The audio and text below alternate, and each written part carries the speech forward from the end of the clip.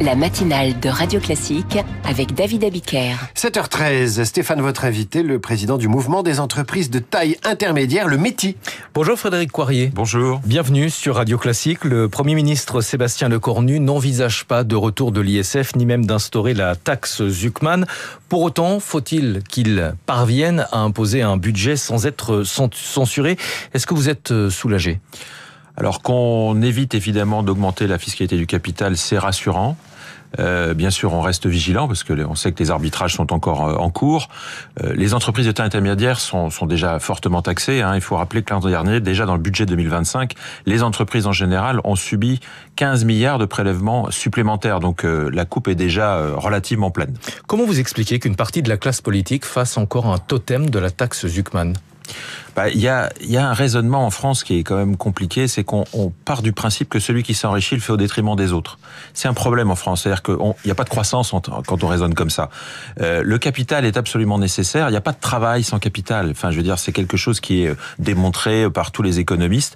On a besoin que nos entreprises se renforcent, se musclent pour pouvoir derrière être plus compétitives à l'international. Donc, sans capital, pas d'enrichissement, pas de finalement de création de richesse. On dit souvent que les Français n'aiment pas les riches. Est-ce que vous avez le sentiment que les Français n'aiment pas les entrepreneurs? Non, je pense que justement c'est totalement le contraire. Les Français ont plus confiance dans leurs entrepreneurs que leurs politiques, malheureusement.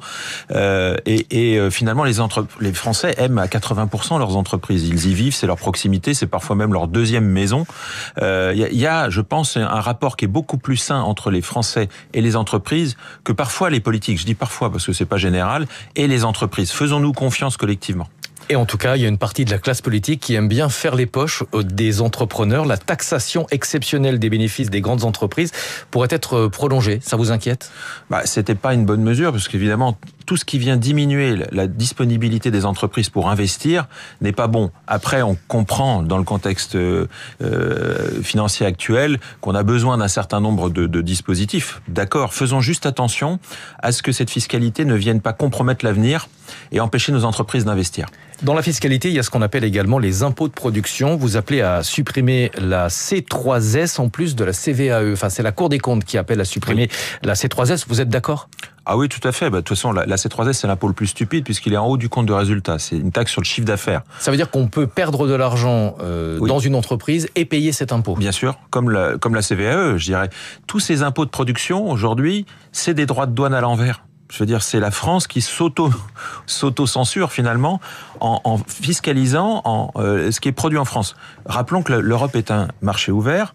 Les produits espagnols, allemands, etc. rentrent sur notre territoire. Ces entreprises ne subissent pas les impôts de production que nous subissons.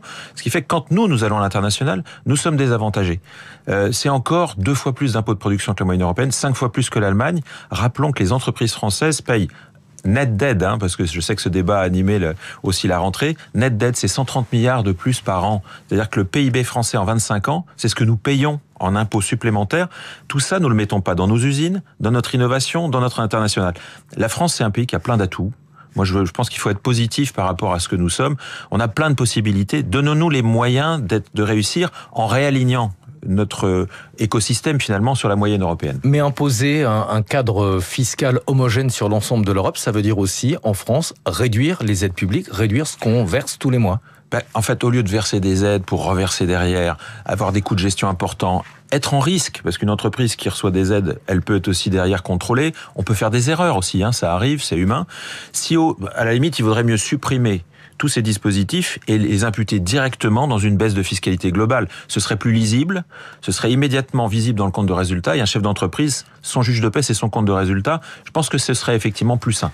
Les entreprises de taille intermédiaire perçoivent relativement peu d'aides publiques, 7% des aides versées aux entreprises, alors qu'elles créent énormément d'emplois. 500 000 emplois nets ont été créés par les ETI au cours des 10 dernières années. Est-ce que vous avez le sentiment d'être le parent pauvre des finances publiques ?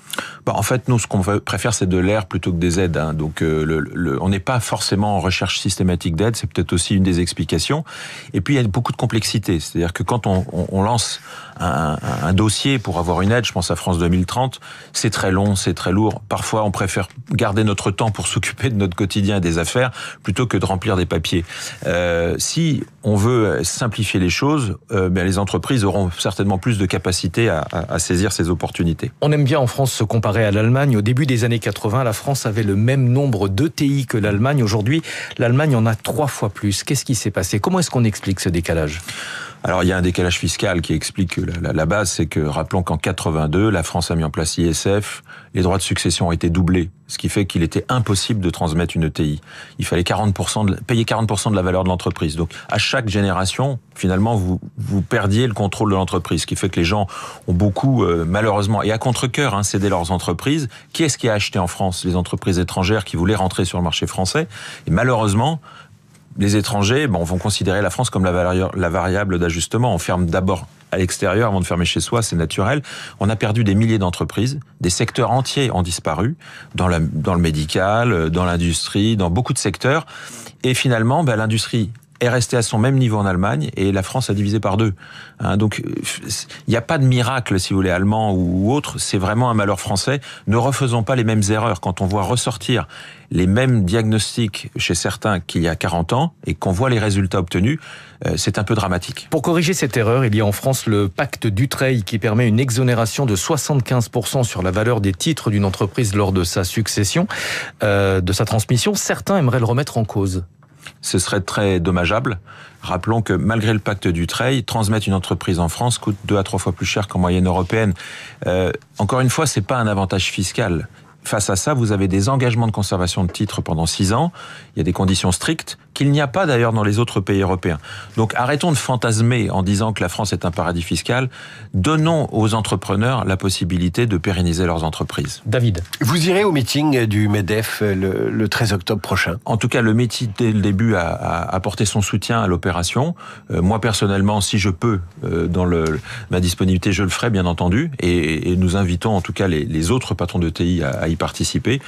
Encore une fois, c'est un événement qui vise à mettre en avant le rôle des entreprises et c'est tout à fait ça.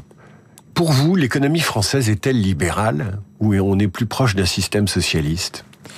Parce que quand je vous entends, vous êtes accablé par l'État avec lequel vous partagez le territoire économique. Est-ce qu'on est dans une économie libérale? La France est beaucoup trop dans la régulation. L'État s'occupe de trop de choses aujourd'hui. La société bouge énormément. Il faut être hyper agile. Il faut de la régulation dans un certain nombre de secteurs. Ok, mais on peut pas se mêler de tout et vouloir tout réguler. Je dirais qu'à un moment donné, ça finit par étouffer l'initiative individuelle. Merci beaucoup Frédéric Coirier d'être venu ce matin sur Radio Classique, co-président du METI, le mouvement des entreprises intermédiaires. Merci à tous les deux. Stéphane, à demain 6h pour la matinale de l'économie, à suivre les coulisses de la politique. Mais avant cela, et si nous parlions français? Voici Karine Dijoux sur Radio Classique.